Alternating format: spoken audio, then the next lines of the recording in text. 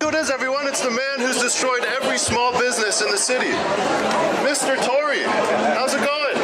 All right, thank you very much. Yeah. So how do you feel being here, knowing that you've destroyed every small business? Don't you feel guilty? Actually, being here in public, knowing that all these people here have been affected by your draconian measures, do you have anything to say about that? Excuse me. People here tonight, we're just having dinner, but the people here tonight have actually... It's not going to make a difference. He's done a fantastic job. Then write an email. You want to be effective? Don't do it here on the street. Please don't disturb us. Yeah, I'll write an email. That's going to go far. This is not going to go anywhere either.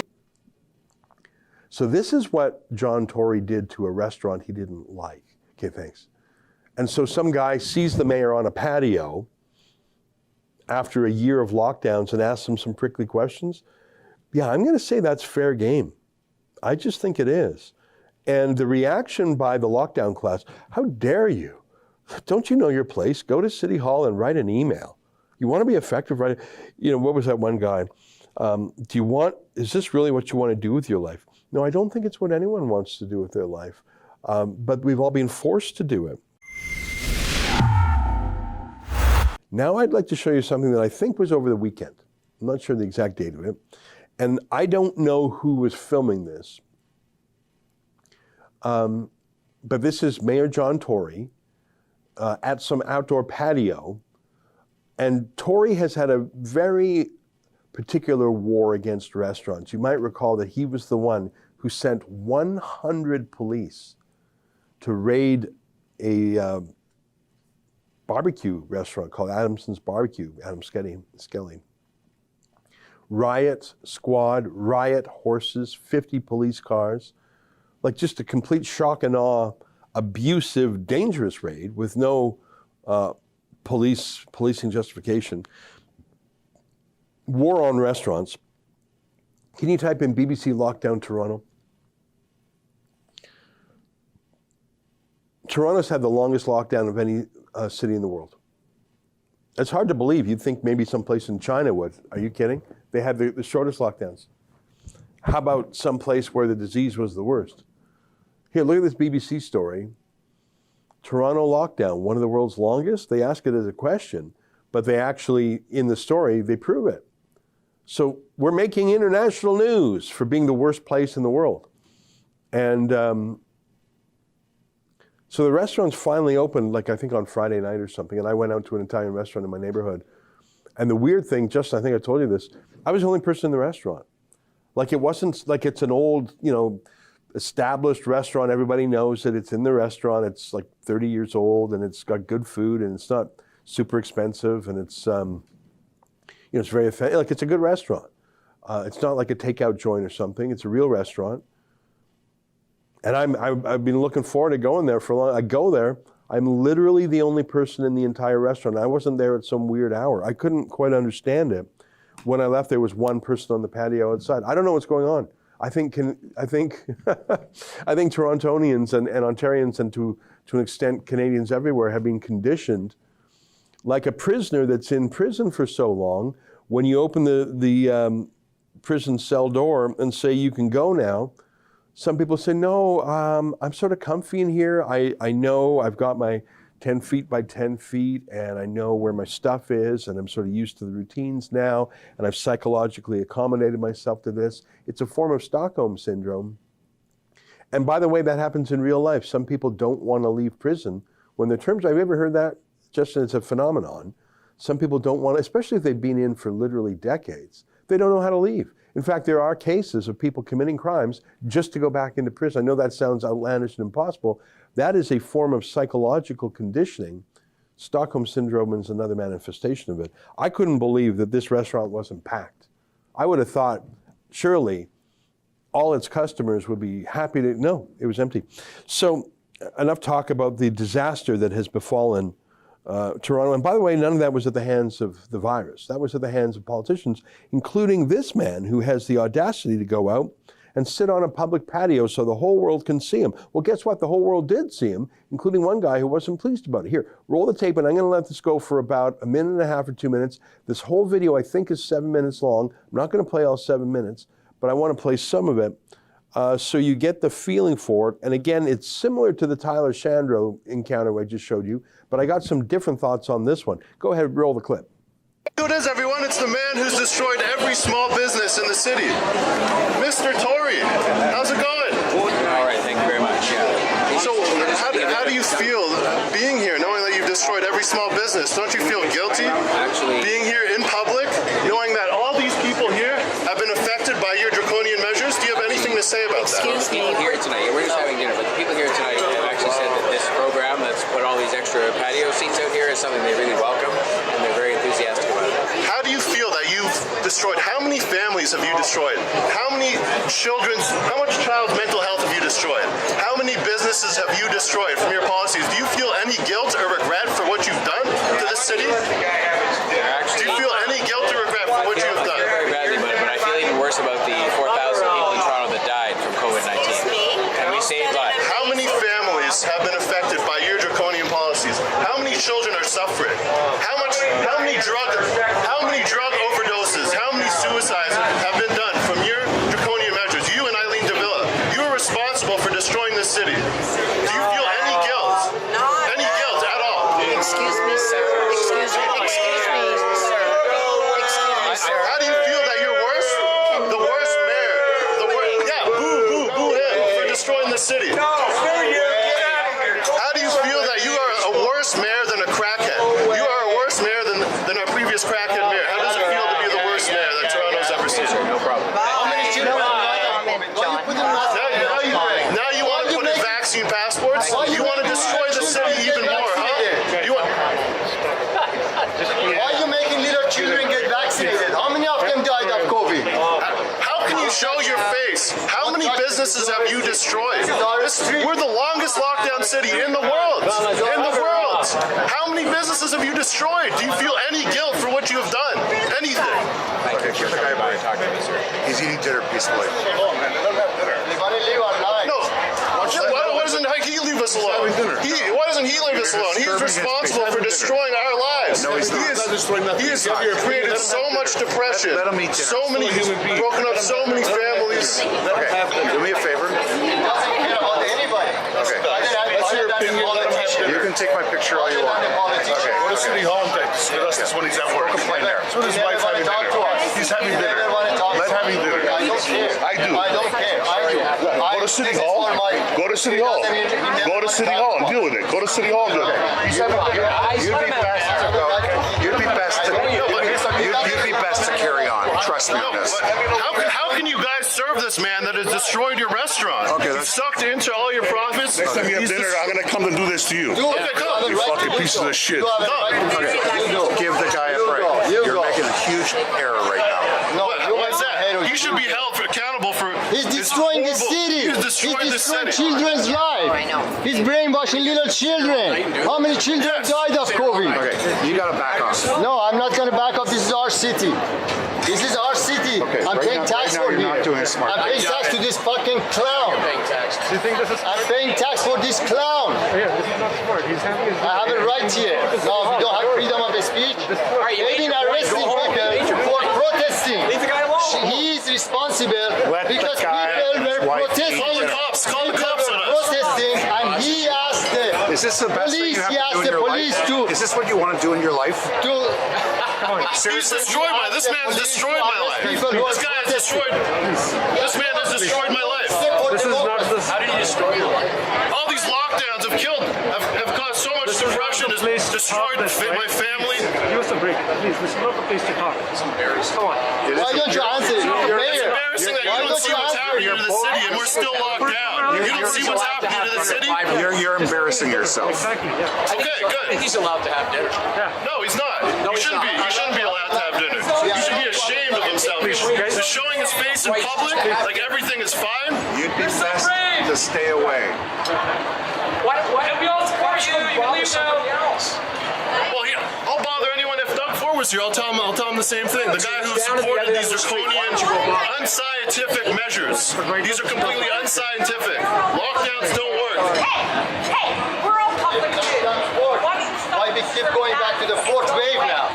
What about the booster shot you talked about? Florida has been open for the last year, and you still want to lock us down. Then you How should. many times you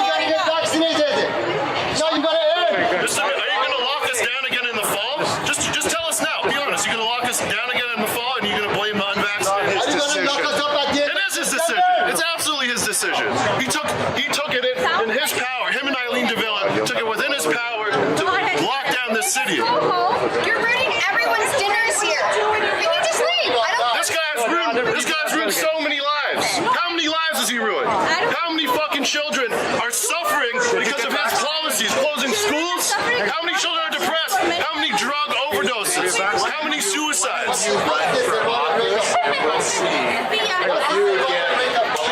No. Look at me. Why don't you run for office and see if you get elected on your stand and see if these people want you? Hey, you're ruining our dinner if you don't mind. Okay, I'm sorry. That's all. That's all. Right? This is valid. How many lives has this man ruined? Hey, how many lives are you ruining right now? Oh, I'm ruining lives by being here. Yeah, I'm really ruining your life, aren't I? You are. You don't think this guy should be held accountable for what he's done? No, I think he's done a fantastic job. Yeah, Why? the longest lockdown city in the world. He's done a fantastic job. Then write an email. You want to be effective? Don't do it here on the street. Please don't disturb Yeah, us. I'll write an email. That's gonna go far. This is not going to go anywhere either. This is our street. Right? It's my street. Do you want to impose vaccine passports? Just give me those guys. Why do you want to impose vaccine passports? Do you think that's going to divide society even more? If you're vaccinated, you're protected. Guys, why are you please. going to impose vaccine passports? Guys, right now, all my You are a tyrant. You are a tyrant. And what are you? Ruining our dinner. And what are you? You should be ashamed. ruining- Showing your face in public, you should be ashamed. What about you? Let's put it on video. Let's go. You have no idea. Shame on you. Shame on you. Shame. Everybody up by the end of September. Are you gonna? How dare you shave your face? How many small businesses have you destroyed? Wall Street is in huge. What do you think of that? You know what? That's actually riveting TV. I got to tell you. I didn't think I was. What was that? About 7 minutes? How long was that? About 7 minutes? How many views on the original YouTube? I actually saw this on a lot of other social media. I saw it on Twitter. I think I saw an Instagram video. How many folks have watched it on the YouTube platform there? I don't know the answer because, and that's not even. Most people would have seen it on these other social media, but I saw that make the rounds. In fact, Brian Lilly, the disgraced reporter who left Rebel News and now works for John Tory's Toronto Sun. He's a terrible journalist. He sleeps with Doug Ford's press aide. So if you're wondering why Brian Lilly's reportage is so supportive of Doug Ford, that might be a tiny reason. And so it's not surprising to see him fluff for John Tory. Can you put up Brian Lilly's article or that tweet? Yeah. Let John Tory and other politicians have a private life. I think that's called projection. Brian Lilly was embarrassed when his sexual relationship with Doug Ford's press assistant was revealed, because how can you be sleeping with Doug Ford's press secretary and not disclose that when you're the lead reporter for the Toronto Sun about Doug Ford? Like, how can you not disclose that? So I think that that's in the mind of Brian Lilly. And I think also the Toronto Sun really obeys John Tory. But his argument is, let politicians have dinner and don't bug them. Let John Tory and other politicians have a private life. Now, I agree with a private life, but when you are sitting in a public street, publicly visible to the public walking by, and when you yourself have issued public edicts that not only limit people's public lives, but their private lives too, I think the line moves a little bit. And I would say there's two differences between this and the Tyler Shandro video. The first is that there were no kids involved. There was no kids shown on screen there at all. I don't even know if that's a bar where kids are allowed, because I saw some alcohol. So that kids thing doesn't apply. And this isn't a private home. It's not a private thing. Now, his wife was with him, but I don't think that's a mitigating factor. She was not brought into the conversation at all. I think that what you saw here is actually the first time there's been a real debate, a real opposition to lockdownism in Toronto in 18 months. Every single governing body in Canada, every city hall, every provincial legislature, the federal parliament, it's all been unanimous. Even though it's not unanimous with the people, there is no governing party or opposition party that's opposed to the lockdowns. There's no College of Physicians and Surgeons. There's no media outlet that's opposed to the lockdowns in any essential way. No court has ever ruled against them. No pop culture icon has come out against them. No institution of any, no Civil Liberties Association, other than the Justice Center and ourselves, have come out against them. And my point is, for a year and a half, no one had a chance to debate things. Certainly not on social media, where they'll silence you, suspend you, block you if you have the wrong views on these things. So I think what happened here is, for the first time in a year and a half, now patios have been open with some limits in Ontario for a little bit longer, but like I say, restaurants themselves have only really been open for 3 days now, 4 days. So I think what happened is someone who had a lot to say and who was upset by the lockdowns and who claims that they've been hurt by the lockdowns, and I believe it, for the first time ever had a chance to talk back to power. Because there has been no meaningful debate in any legislature. There has been no meaningful opposition. There has been no reality check on the lockdownist politicians, because all they hear in the Toronto Star and Brian Lilley and and his mistress in the Tory party, all they've had is official media. And so a regular guy with a camera has a chance to accost John Tory. It's like a year and a half of pent-up democracy had to come out in that one moment. My favorite line was that one guy who says, "You want to be effective? Write an email." Ah, yes. Writing an email to a politician. That'll change them. Now, I will acknowledge that 7-minute video, which was noisy. I think there was a second guy who swore. I think I heard a swear once. And maybe the first guy, I couldn't quite hear. He may have sworn once as in, yeah, people were swearing at them, that's for sure. They said, "You're ruining our dinner." And I think the whole time of this entire encounter was about 7 minutes, maybe 8 minutes. So I don't know if I would say that's ruining the dinner. It's certainly interrupting, and it's causing a scene. And, you know, a cop might even say you're causing a disturbance. And I think that there should be some public order laws. I think there should be.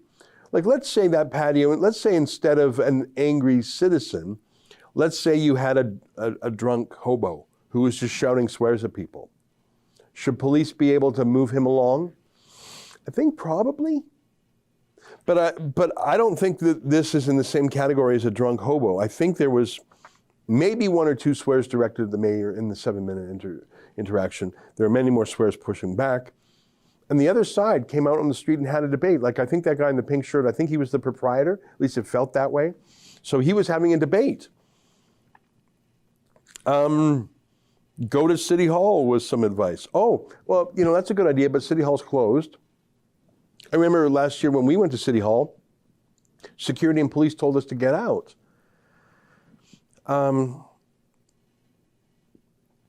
thought there were some funny lines. "You're worse than the crackhead mayor." He was referring to Rob Ford. I thought that was sort of funny.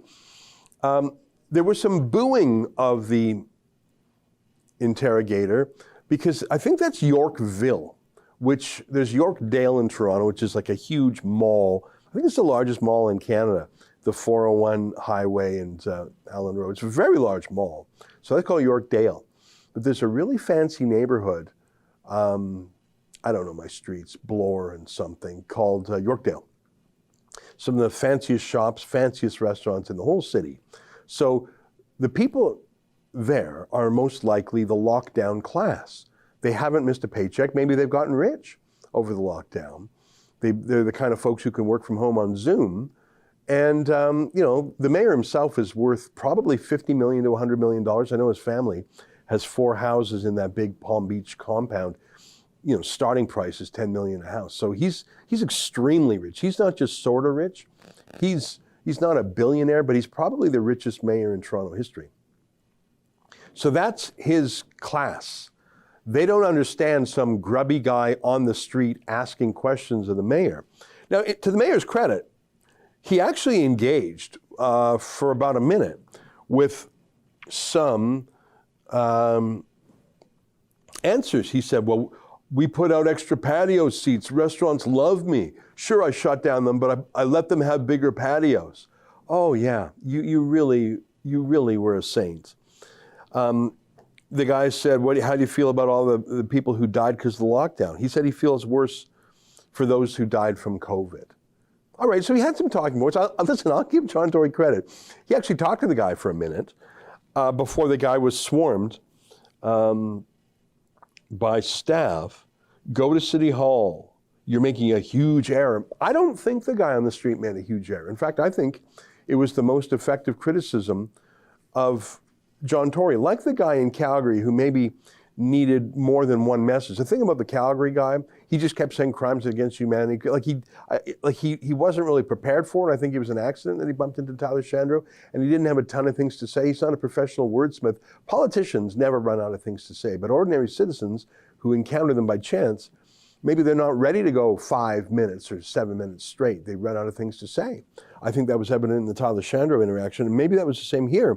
The guy who heckled Tory was not the most eloquent. He wasn't Cicero. But I think he made, and let me say this, and Justin, what do you think? I think that was the most, I'm not saying it was the smartest criticism, the most effective in terms of arguments or rationale or facts, but I think that was the most opposition John Tory has received in a year and a half. I'm not saying it was perfect. I'm not saying it was even all correct. But John Tory has been living in a bubble. The bubble of his condo, the bubble of wherever he hangs out. You know, he has been insulated from any disagreement. And everyone was shocked that someone would dare agree because they've never been exposed to the other point of view. Democracy has failed. And so Shandro and John Tory I think they actually are shocked that anyone would be so mad at them because they're surrounded by yes men all the time. I'm just looking at my other notes. You know, I think the restaurateur said, is this what you want to do with your life? Well, I think that we just had 18 months of lockdown where very few of us were allowed to do with our lives what we wanted, in part because of John Tory. I don't know if you heard, will there be another lockdown in the fall? That's a great question. And go back to Sheila's tweet. Did I send you Sheila's tweet? So Sheila responded to Brian Lilly's article in the Toronto Sun.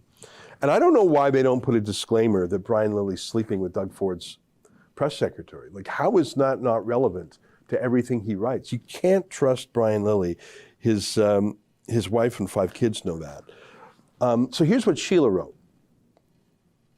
If people now have to tell bouncers in a bar if they've been vaccinated, then this is a world without privacy.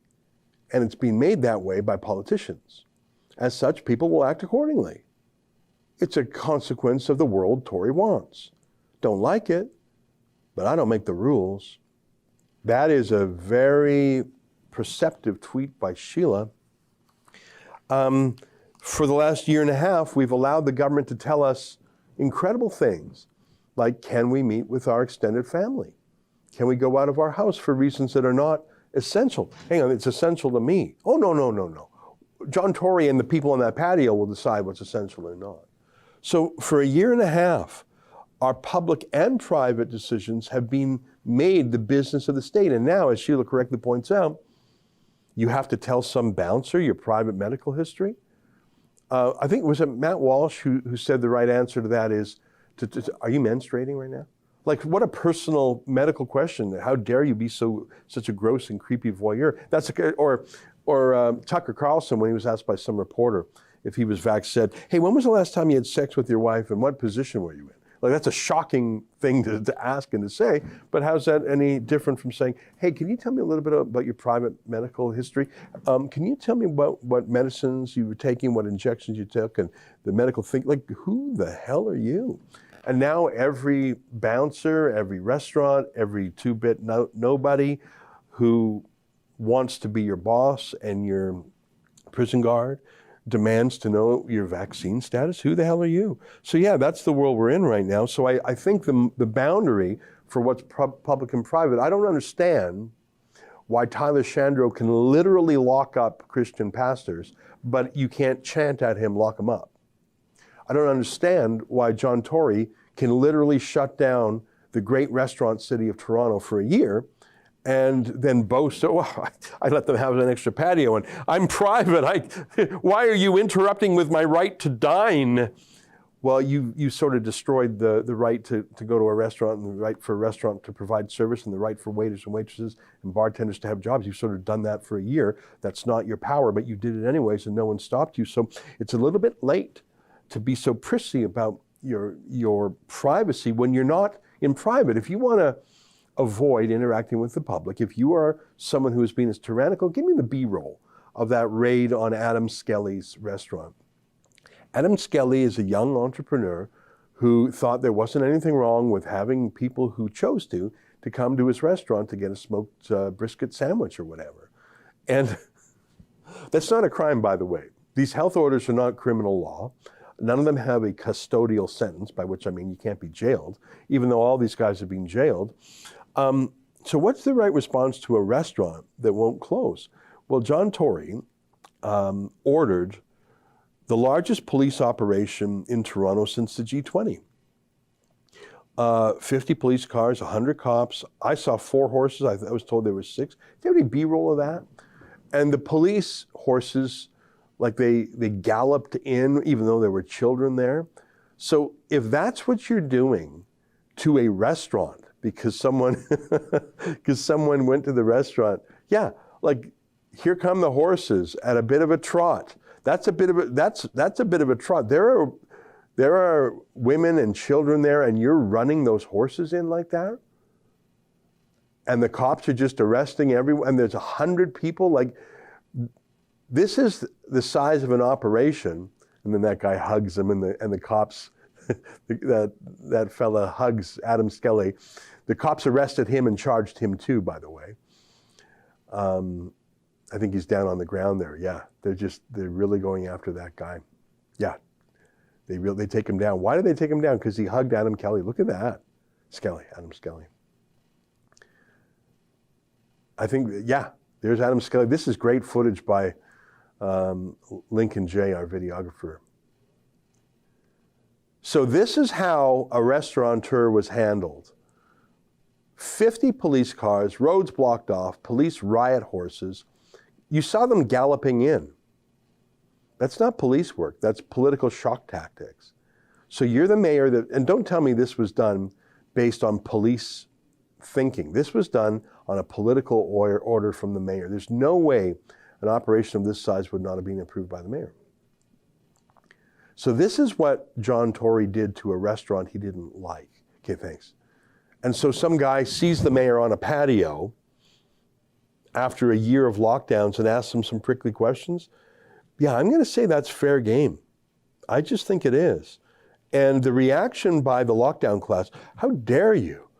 Don't you know your place? Go to City Hall and write an email. You want to be effective, right? You know, what was that one guy? Is this really what you want to do with your life? No, I don't think it's what anyone wants to do with their life. But we've all been forced to do it. You're embarrassing yourself. Maybe he was, but that's a point of view. I think he was trying to embarrass the mayor because that's a tool we use in a non-violent democracy. We don't punch the mayor or threaten the mayor or stab the mayor or hurt the mayor or kid. We don't do anything violent. We use the power of moral condemnation. And when that's successful, it involves embarrassment. I think that what we saw there was fair game.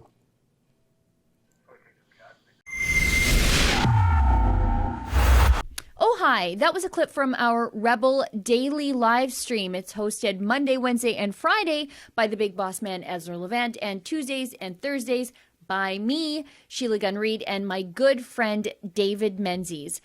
On the live stream, we talk about the news of the day, we show some videos, and we interact with our viewers at home. We stream at 12 noon Eastern, 10 Mountain. You can find us on YouTube, Rumble, Super U, and Odyssey.